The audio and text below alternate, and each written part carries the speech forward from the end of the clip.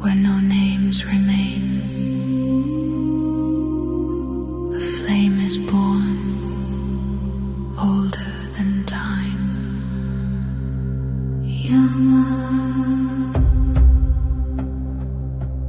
Niyama. The first gates upon the path to light. Not the one who speaks about infinity is a true yogi, but the one who purified their own heart.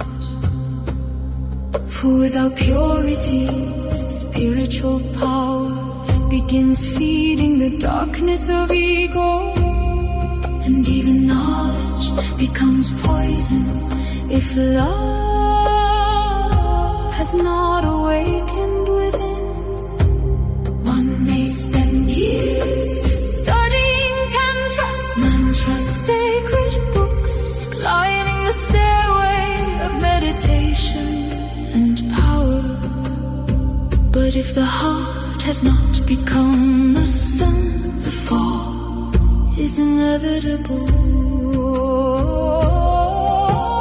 How many seekers have lost themselves before the very gates of enlightenment, unable to withstand their own power? Without Bodhicitta, there is no liberation. Even the light of samadhi fades away when a person lives only for themselves.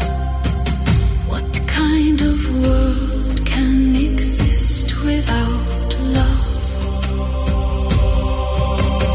Even paradise without love becomes a frozen hell of lonely beings. Bodhicitta is not merely compassion, it is the flame of love, wisdom, pod, being, die, radiant wisdom and bliss.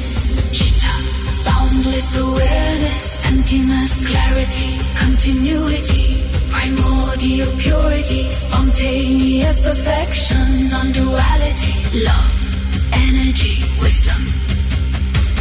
Bodhicitta is the force that cannot be defeated.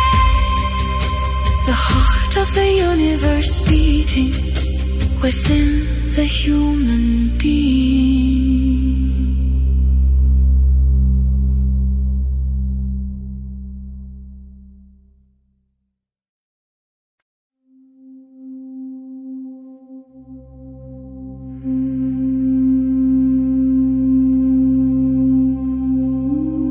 The source of all worlds, in its deepest nature, is love dharma, the divine law, the foundation of being. All are manifestations of one and the same force.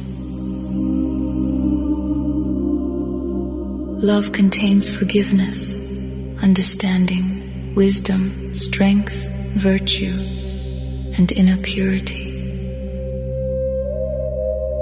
But the love spoken of by mystics is not merely emotion, nor an activity of the mind. It is the primordial radiant essence from which the mind itself is born. It is the point of light, the bindu, existing beyond light and darkness, beyond time and space. Therefore, a loving heart becomes a great magnet, attracting the power and wisdom of God. The secret of spiritual realization lies not only in practice, but also in the ability to preserve the inner light. A abundance, strength, clarity, beauty, and even life energy naturally come to the one who does not allow chaos to destroy the heart. For chaos is prejdiv sivor, the absence of light, love, and awareness.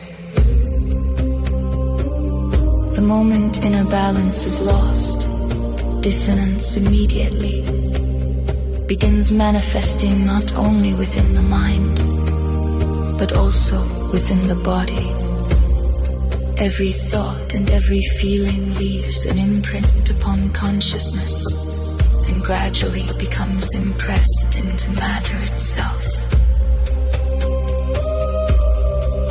One of the most important tasks of the human being is learning to observe thoughts and emotions without allowing them to become destructive forces.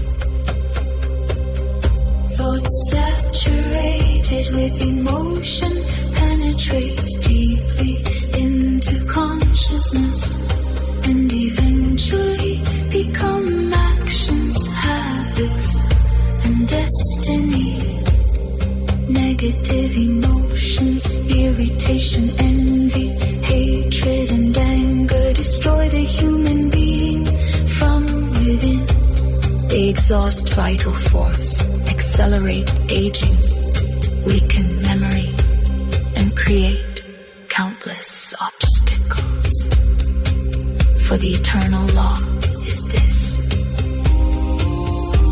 whatever a person continually thinks and emotionally nourishes gradually takes form. Where the thought is, there the person is also. For one becomes similar to that upon which consciousness is fixed.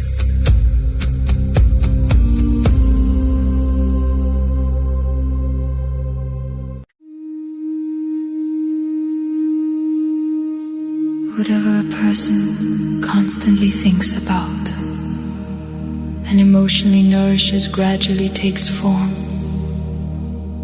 Where the thought is, there the person is also. For one becomes similar to that upon which consciousness is fixed.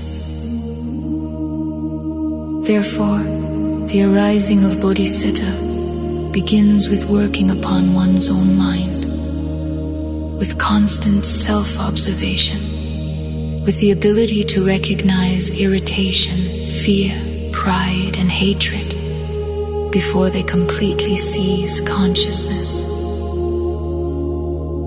Remember, through the human being acts the same force that exists within eternity itself.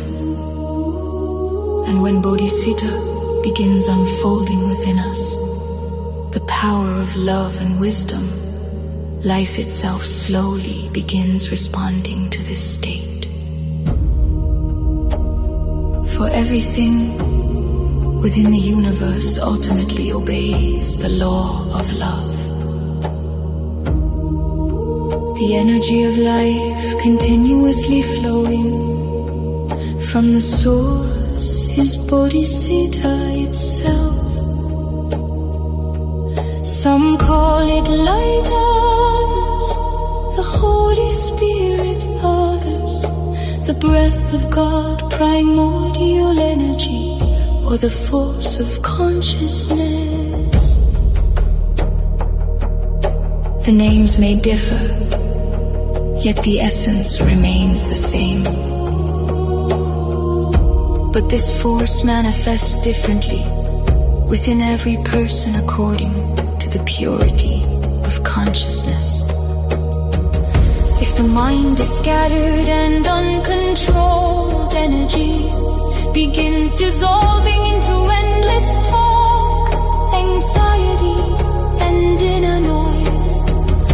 A person may speak for hours about spirituality while remaining completely immersed in personal chaos. The soul cannot fully manifest through an uncontrolled mind.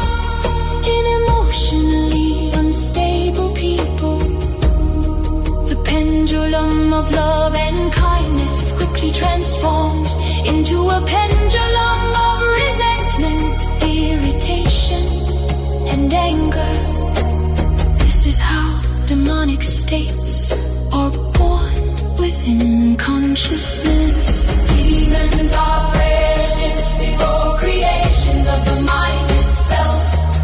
Pride, fear, envy, craving for fame, attachment, hatred, laziness, indifference, aggression, rigid thinking. All these are forms of dark energies, creating obstacles upon the path.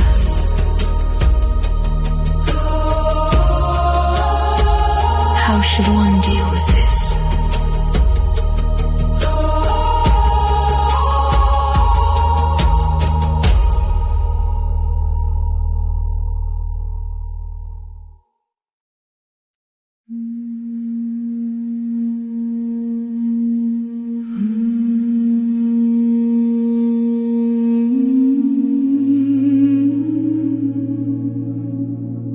Yoga teaches one to perceive everything as the self-manifestation of one's own mind, and to remember the true nature of consciousness, existing beyond concepts and duality.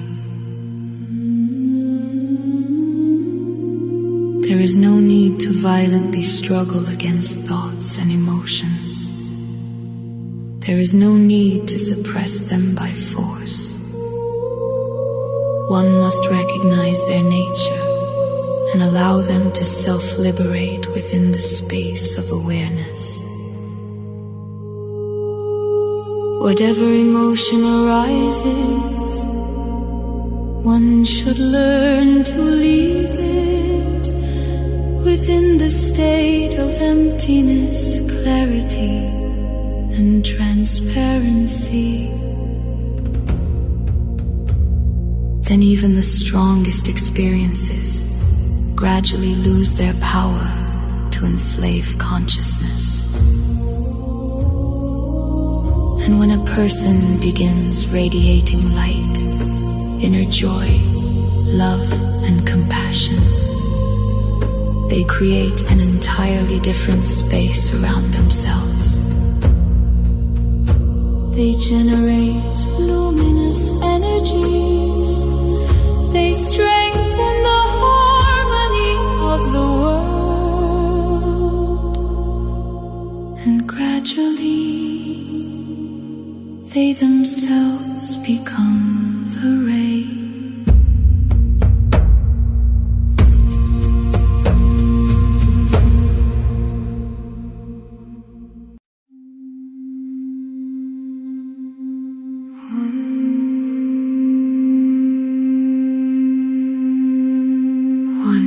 Observe negative states, sorrow, despair, depression, without allowing them to become stagnant darkness within the heart. Otherwise, with time, even the body itself begins to fall ill. One of the greatest tasks upon the spiritual path is the transformation of dark energies into light. And without Bodhicitta, this is impossible. When a person abides in the state of presence and realizes that nothing exists outside consciousness, all low vibrations gradually dissolve within the space of true reality. What emotionally unstable people mistake for the soul is often only the emotional sphere of the lower mind, the outer shell of the heart warmed by rays of love. Imbalance is the first sign of slavery to the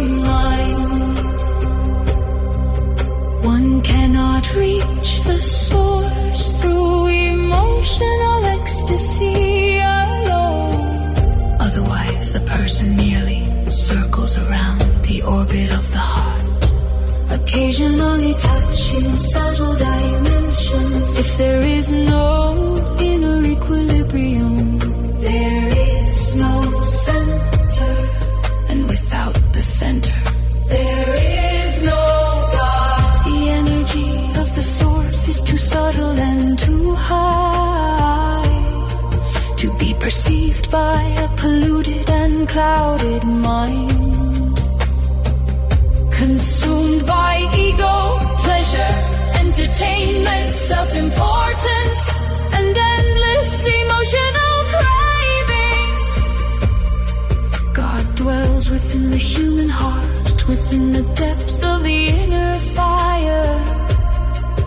Therefore, every person is responsible for their own life.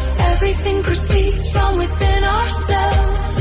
Every human being is both the source and a mirror standing before the source.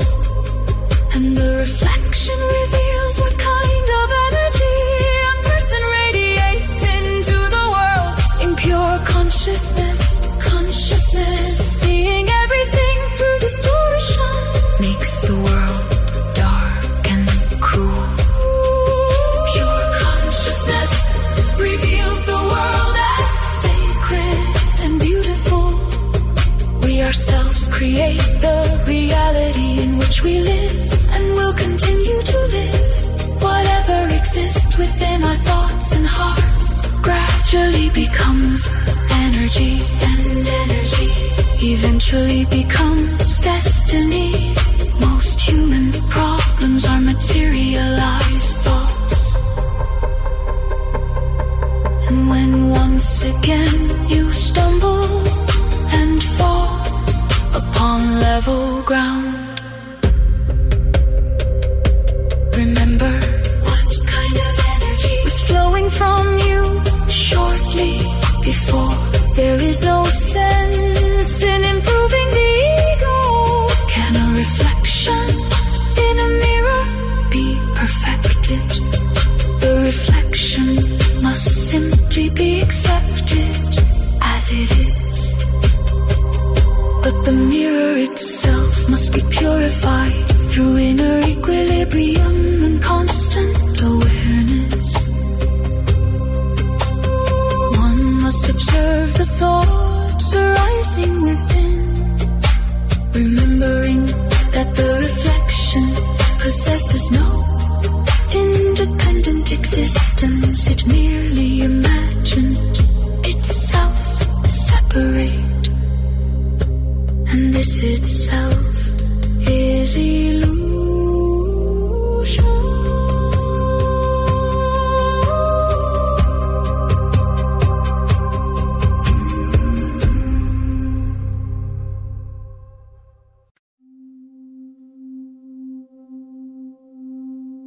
Can a reflection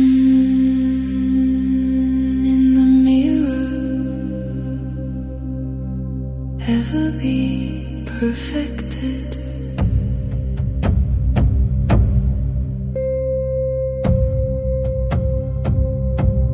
Can a reflection in the mirror ever be perfected?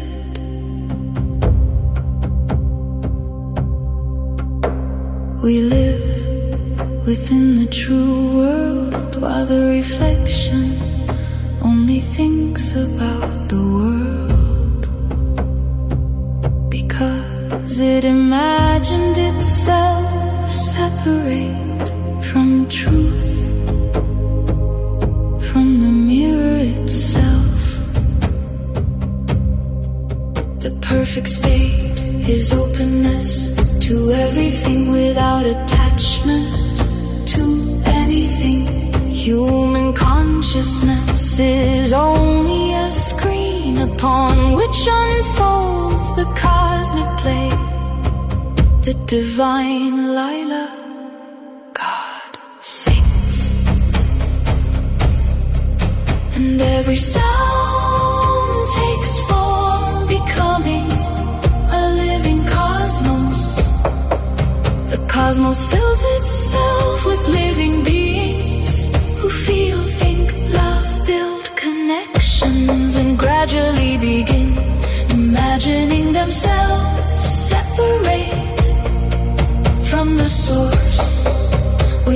exist inside the play of God, yet at the same time every human being becomes the creator of their own life.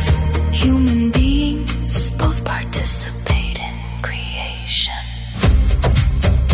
and themselves create the world. When enlightenment arises out in life, no longer conflicts with the inner, and this itself is the goal of the path. A person turns inward toward consciousness itself and transforms first of all their own awareness rather than the external world. And through this they attain freedom, liberation from false perceptions and from the forces that impose them. Thus the human being discovers the center, the source from which arise all vibrations of energy, and gradually they themselves become a radiant center of being. Truth shines, it does not chatter. Therefore the foundation of all spiritual practice is mastery of the mind through conscious breathing, gathering the inner energetic force, drawing down the Holy Spirit through conscious breath, is itself abiding in the source, living the life of God. Every cell of such a being gradually becomes filled with vibrations of light and love, with Bodhicitta, and their actions acquire creative power. This is how the yogis of ancient times realized the body of light and attained ascension. Never forget within everyday life that everything is God and God is love. Bodhicitta fills the space between the atomic nucleus and the electron cloud, and this too is the absolute.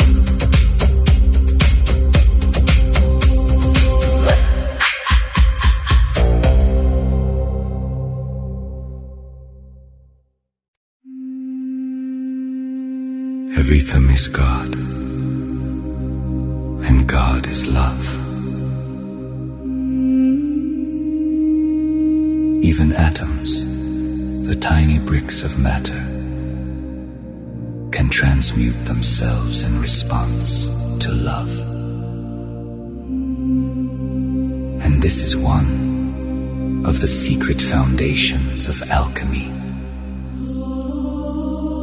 Love is the force to which obey not only physics, but also chemistry and the biology of the human body. Bodhicitta is the true philosopher's stone, transforming base metal into gold and death into ascension. Therefore the body must not be seen as dust, but as a sacred vessel, a sacred biology formed from enlightened cells. It is the power of love that grants humanity the ability to ascend. Without self-love, this path is impossible. But this is not the selfish love that seeks to possess everything for itself alone, decorating the idol of ego and refusing to share its light with others. True self-love is born from the recognition of one's deepest nature. When a person learns to love themselves rightly, that love naturally begins overflowing toward others. As Jesus said, love thy neighbor as thyself. It is impossible to radiate love while hidden hatred toward oneself still lives within.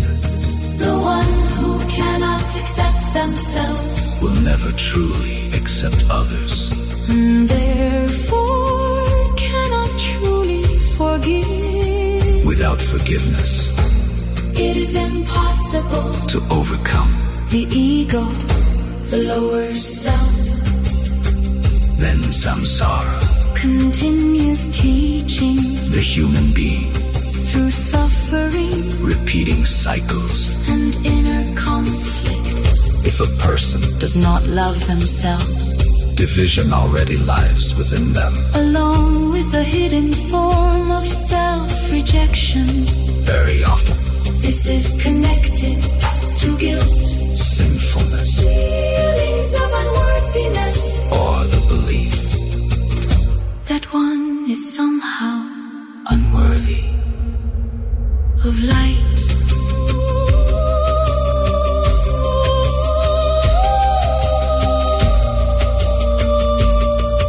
Of light.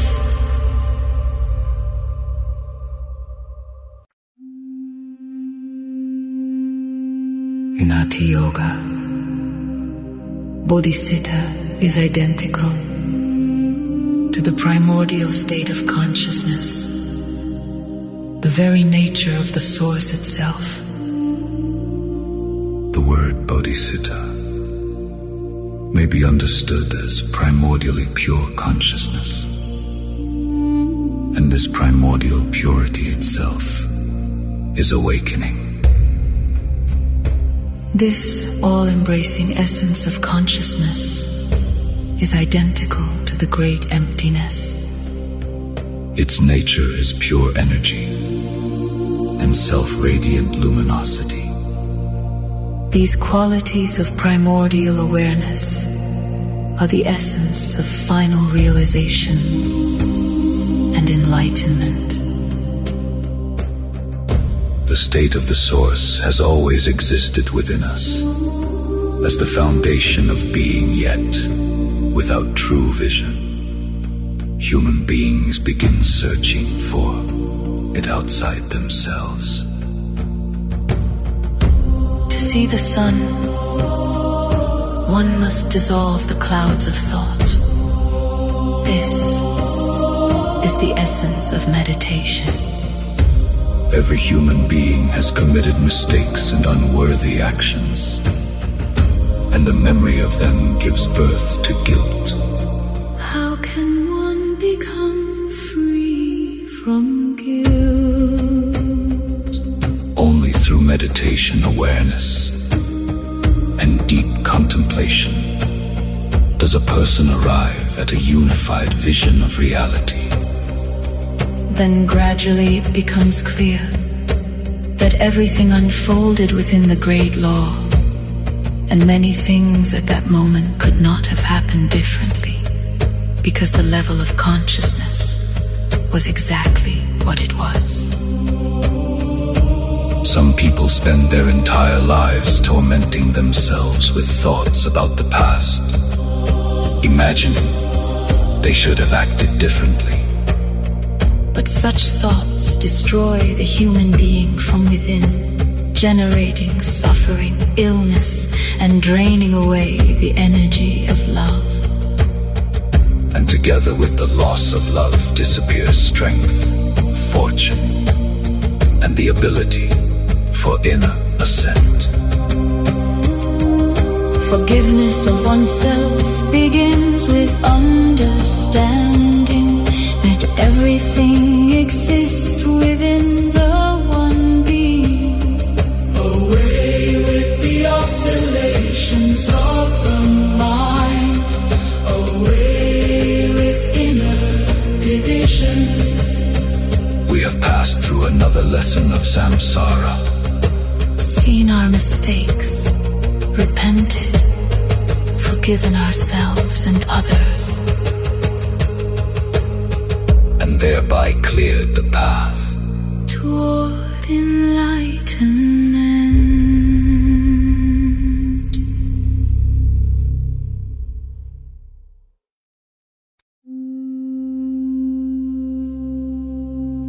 After this, the human being continues the path of contemplation, learning to abide in presence and to recognize themselves moment by moment as Bindu, a spark of divine consciousness. The movement of the mind creates waves upon the surface of the ocean of awareness. The mind constantly compares, evaluates, clings to objects and experiences, connecting them together. And this itself gives birth to karma. Such activity continuously feeds the mind and gradually turns the human being into its slave. One must see the delusion in which humanity lives and understand what people truly serve.